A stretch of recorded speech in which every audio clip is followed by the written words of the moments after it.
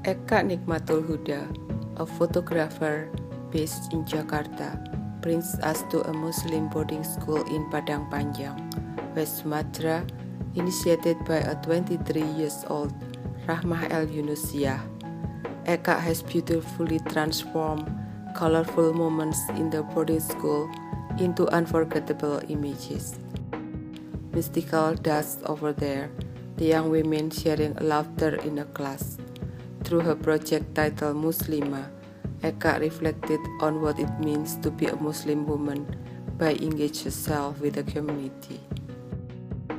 Sadly, stereotyping against Muslims do exist. Some believe when a woman wears hijab, her freedom is being stripped away and that she must have been repressed. My project shows the daily life of an educated and expressive Muslim women community.